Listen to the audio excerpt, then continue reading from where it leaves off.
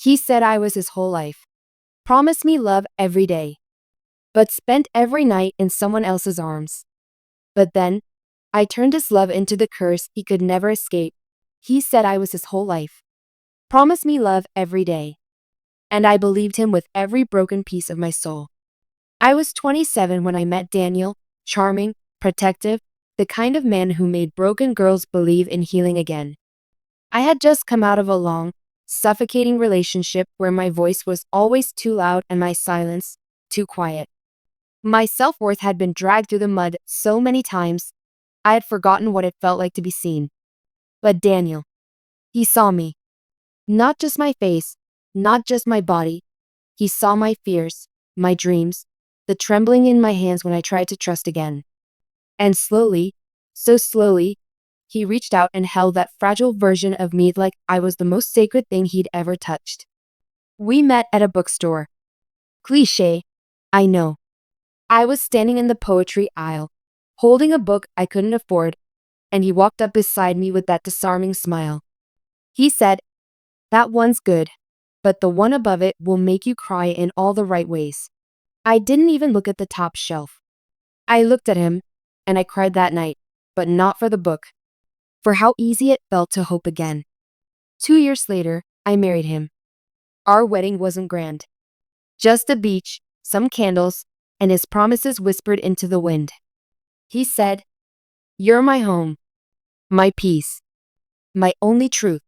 And as I stood there in white, holding his hands, I never imagined that one day I'd learn just how many women he'd told that same truth to. But in the beginning, it was beautiful. He brought me coffee in bed, wrote little notes and left them in my purse, held me when I had panic attacks and kissed my scars like they were poetry. He made me feel like love didn't have to hurt. I built our life like a house of cards, delicate, trusting the breeze wouldn't blow too hard. He told me to stop working, said he wanted to take care of me. And at first, I thought it was sweet, protective, even. I didn't know he was just cutting off my wings, feather by feather, until I no longer remembered how to fly. Looking back now, the signs were all there. The business trips that came out of nowhere. The long, unexplained phone calls he took in the bathroom. The sudden password changes on devices that used to be shared. But love makes you blind, and loyalty makes you stupid. I thought I was building a life with a man who worshipped me. I didn't realize I was the backup plan in a story that never had me as the main character. I remember one night, I was curled up in bed waiting for him. He texted, "Working late. Don't wait up." I believed him. Because I was the kind of wife who lit candles and made tea, even when I was alone. The kind of wife who still wore his favorite perfume to bed. I didn't know that night he was lying beside her, while I laid awake wondering if he was eating dinner. And this wasn't just one night. It was every night I told myself, he's just tired. He's just stressed. He still loves me, right? I didn't know that my whole marriage was a performance. And I was the only one in the audience who believed it was real. But the truth always shows up. And when it did, it didn't knock. It shattered the door down. They say you can sense when something's wrong, when love shifts, even if the words stay the same. I began to notice the little things first. The way Daniel's eyes stopped lighting up when I walked into the room. How his lips would brush against mine like an obligation rather than desire. His hugs got shorter. His phone never left his pocket. But the scariest part wasn't the changes. It was how well he hid them. To the world, we were the perfect couple. He brought me flowers every Friday, held my waist at family dinners, told our friends I was his angel. I used to blush when he said that. Now, I wonder how many devils he whispered it to behind closed doors. It started unraveling the night I opened his laptop. Not because I was suspicious, but because I was scared of what I might find. It was a gut feeling. That unexplainable storm in your chest that whispers, "You're being played." He'd left in a hurry that morning, said he had to meet a client 2 cities over. His laptop was on the kitchen counter, still open. The screen was black, but not locked. I didn't want to look, but I did. God, I wish I hadn't. At first, It was innocent. Work files. Presentations. Then, emails. A name kept appearing. Allison. At first, I thought she was a client. But why was her email titled, "Last night was unforgettable"? I clicked, and my heart cracked. Pictures. Videos. A hotel booking under his name, with her listed as a guest. And a message. Miss your touch already. Counting the hours till I see you again tonight. Tonight. While I was making dinner, planning to wear the red dress he once said made me look like fire. He was going to be with her. I froze. My hands trembling so violently, I could barely close the laptop. My throat burned, but no tears came. I just sat there, staring at the life I thought I had, breaking into pieces like shattered glass. But I didn't confront him. Not yet. Because something inside me, something cold, something buried, began to stir. A woman's scorn can cry, or she can rise. I chose the latter. I started watching. Not reacting. Not yelling. Not begging. Observing. I watched him lie to my face every morning, kiss my cheek while texting her, and say, "I love you," like it was a punctuation mark, not a promise. He thought I was clueless. He didn't know I was memorizing his patterns. He didn't know I had begun documenting everything, every call, every message, every reservation, every lie. Because if you're going to tear someone apart, you need to know exactly how they're built. I smiled through dinners, moaned through empty kisses, laughed at his jokes while dying inside. I became the actress he never knew he'd trained, until I had enough proof to destroy him. But revenge isn't loud. It waits. It watches. It plans its moment like a snake in silence. And I was coiled tighter than ever. Because soon, very soon, the man who made me feel invisible would learn what it meant to be erased. The worst kind of betrayal isn't when someone cheats. It's when they smile while doing it. Daniel didn't flinch. He didn't stumble over his lies. He looked me dead in the eyes and said, "You're the only woman I've ever loved." While his phone, hidden in his jacket pocket, buzzed with her name. He was rehearsed, polished, a professional liar in the costume of a loving husband. But he made one mistake. He underestimated the silence of a woman who already knew. And I was done crying. The pain had calcified into something sharper, something colder. I didn't want to confront him. I didn't want closure. I wanted consequences. And not the kind that ended in a fight or a divorce. I wanted the kind of punishment that made him wish he'd never met me. So I stayed, patient, calculated. I played the part of the sweet, doting wife while building a plan that would leave no part of him untouched. I began digging into everything, his finances, his investments, even the fake business trips that were really week-long escapes with Allison. I found out they weren't the only ones either. There was Jessie, Tanya, Maria. He collected women like trophies, wore their trust like a crown, then shattered them behind locked doors. And me? I was his queen. The one who wore the mask beside him. The one he paraded around to cover the stink of his sins. But not for long. I started small. Switched his medication for something that caused just enough nausea to keep him off balance. Erased critical emails from his inbox so he'd miss meetings. Sent anonymous complaints to his clients about unethical behavior, just enough to plant seeds of doubt. Then I hacked into the hotel booking system using his saved passwords and canceled his room with Allison, then rebooked it under my name. And let her show up to an empty room while he sat in the lobby, confused, waiting for a woman who never came. She blocked him that night. He came home, angry and bitter. Slammed the door, called the world unfair. I made him tea. Told him everything would be okay. He had no idea he was drinking poison, not the kind that kills, but the kind that destroys slowly. Like I had been destroyed. But I wasn't done. Because when you're betrayed, you don't just want revenge. You want them to look at the ruins of their life and know, you did this to yourself. And I was just getting started. They say karma takes its time. But when I took control, I made sure karma wore heels and ran. Daniel was unraveling, slowly at first. Little things began slipping through his fingers.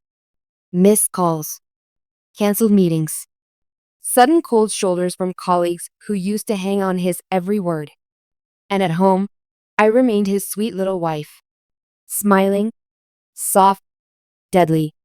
He didn't know I'd sent those anonymous emails to his investors, leaking just enough of his affair trail to raise eyebrows, not accusations. His credibility was crumbling, and all he could do was watch it happen, never realizing the fire starter slept beside him every night. He came home late one evening, frustrated, mumbling something about how people are turning on me for no reason. I offered to run him a bath, lit candles, added lavender drops like I always used to. And as he soaked in the water, I stood in the doorway watching the man who broke me fall apart without even knowing who was pulling the strings. Because betrayal shouldn't end with just one broken heart, it should echo. It should infect. And I had only just begun infecting his perfect little world.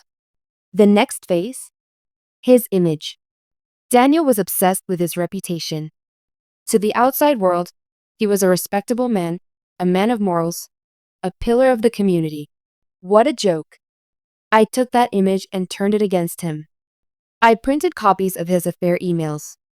Photos of him with women, timestamps, receipts, even conversations from fake social accounts I had used to lure him into thinking there was yet another woman who adored him. Then I created an anonymous package, sent it to his company's HR department. Days later, he came home shaking. "Someone's trying to ruin me," he snapped. "Someone's planting lies." I tilted my head and whispered, "Who would want to do that, love?" He stared at me like I was still innocent, still blind.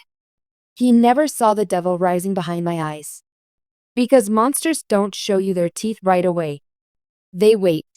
And I had waited long enough.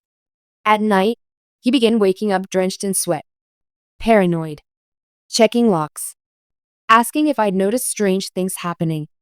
I told him he was imagining it. I wasn't imagining anything. I was designing it. Every time he took a step, I made sure he tripped, financially, emotionally, socially. The world around him was turning cold. And the one woman who could have saved him was the one setting the fire under his feet. Because now, he wasn't just losing his peace. He was losing control. And Daniel, a man built on ego, was about to learn what it felt like to be truly powerless. Daniel once said I was the calm to his storm. How poetic. Because now I was the storm. And he was drowning in every lie he ever told. His world was cracking. His job was under review. Clients were backing away. And even Allison had filed a complaint against him after I anonymously forwarded their private videos to her employer. One by one, I pulled the threads. And he unraveled beautifully. But I wasn't done. Not yet. Because pain like mine doesn't just ask for justice. It begs for satisfaction. One night, he stood in the living room, pacing like a madman.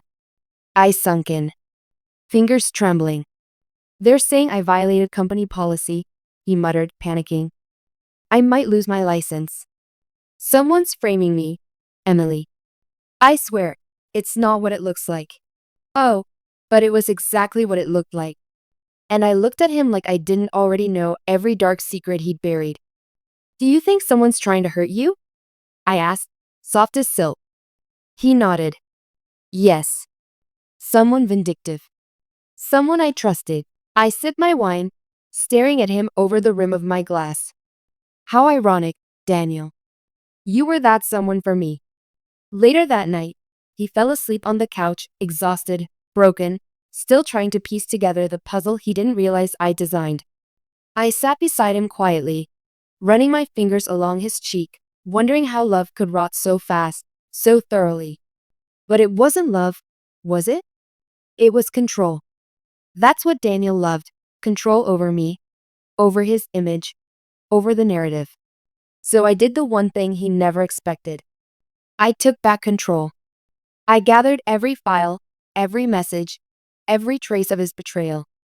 and compiled them into one neat little digital folder, encrypted and ready to send at the click of a button.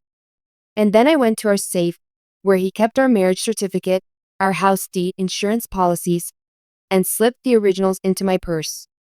The next day, I called a lawyer. Not for a divorce. Not yet. That would be too easy.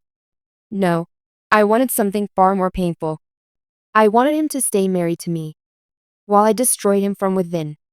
I wanted him trapped, confused, gasping for clarity while I pulled every rug out from beneath him without ever leaving. Because sometimes the cruelest revenge is being the one person they thought would never hurt them, becoming the one they fear the most. And Daniel? He was starting to fear me. He didn't say it out loud, but I saw it in his eyes. He didn't know what I knew. He didn't know what I had planned. But he knew something was coming. And I smiled through it all. Because when you dance with the devil, you should pray she's not wearing heels. By now, Daniel was a shell of the man he once was. The charming husband. The confident businessman. The liar who once looked me in the eye and told me I was his world. Now, he looked lost in his own home. I watched him spiral, day after day, hour by hour. His hands shook constantly. His phone barely rang anymore. His colleagues avoided him like a plague. Allison? Gone. Every woman he thought would love him in secret now saw him as a stain on their lives. And the cherry on top? He was under investigation. Thanks to the folder I sent to the ethics committee, Daniel's company froze his accounts, revoked his access, and launched a formal inquiry into workplace misconduct. It was only a matter of time before everything he'd built came crashing down. And still, I didn't leave him. No. I stayed. I played the loyal wife. Cooked for him. Sat beside him during meetings with lawyers. Rubbed his back at night when he sobbed like a child, asking me why everyone was suddenly against him. I whispered the sweetest lies. Maybe it's just bad luck, Daniel. Maybe someone's jealous. Maybe the universe is teaching you something. And deep down, I hoped he would ask the one question I was dying to answer. Is it you, Emily? But he never did. Cowards rarely look their monsters in the eye. And I had become his monster, crafted not from hate, but from love that had been buried alive and clawed its way back out. Then came the day that broke him. I received a call while he was in the shower. His company had reached a verdict. He was fired. Publicly. No severance. No recommendations. And a press release outlining a pattern of personal and professional misconduct. I printed it out and left it on the table beside his untouched breakfast. He came out moments later, wrapped in a towel, still hopeful. Until he saw the headline. He read it in silence. His face didn't twitch. He didn't scream or cry. He just sat down and whispered, "It's all gone." I sat across from him, folded my hands, and said softly, "Everything okay?" He nodded like a man who had nothing left to hold on to. And for the first time, I felt nothing. No pity. No sorrow. No flicker of the woman who once begged him to choose her. She was gone. And all that remained was the reckoning he never saw coming. But this was only the beginning. Because Daniel still had one thing left. His pride. And I was about to take that too. Daniel's pride was the last fortress standing. Even without a job, without his lovers, without his dignity. He still walked with that same false confidence, that delusion that somehow he could rebuild. That somehow he was the victim. But I wasn't going to let him rewrite the story. Not this time. The final piece of my revenge wasn't about destroying his career, or exposing his affairs, or bleeding his bank accounts dry. It was about erasing the illusion that he ever had power over me.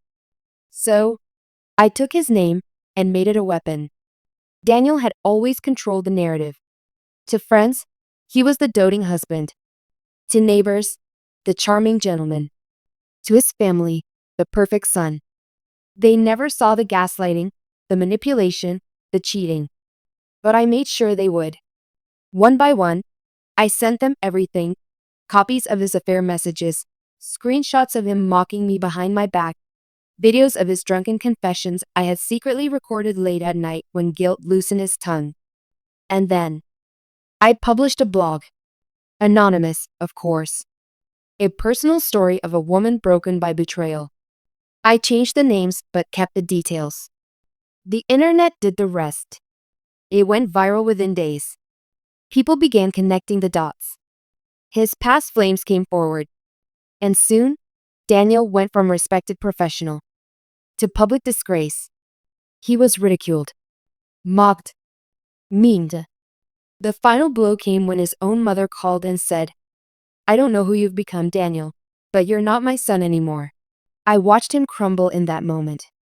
For the first time, he looked at me, really looked at me, and I saw fear.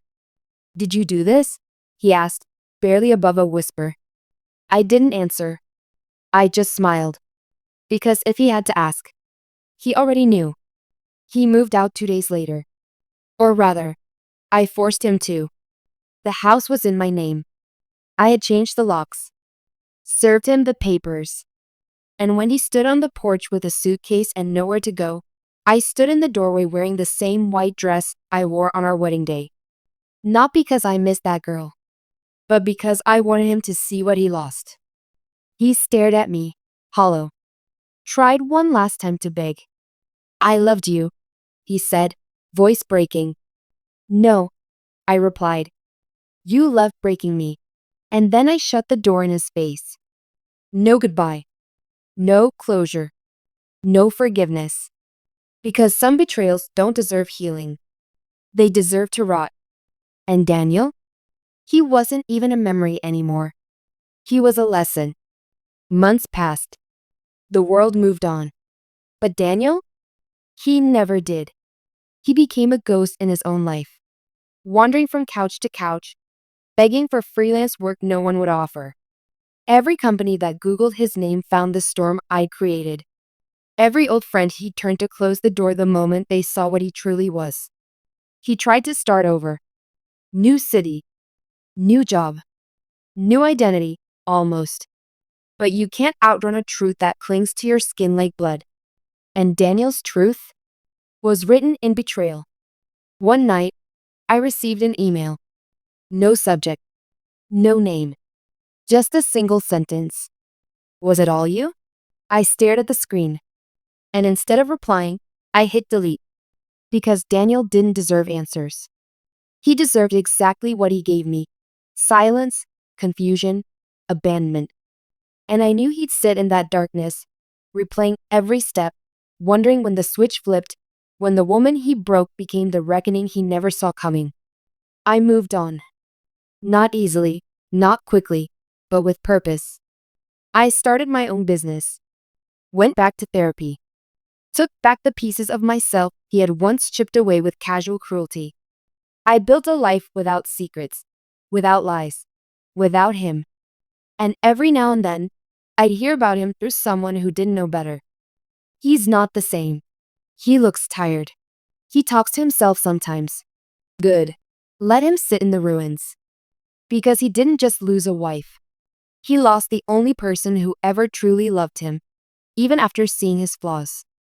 And that kind of loss? It haunts you. Forever. So now, when I walk down the street with my head held high and a peace in my chest that doesn't tremble anymore, I don't think of him with hate. I don't think of him at all. Because I didn't just get revenge. I gave him a life so empty. Even time refused to stay with him.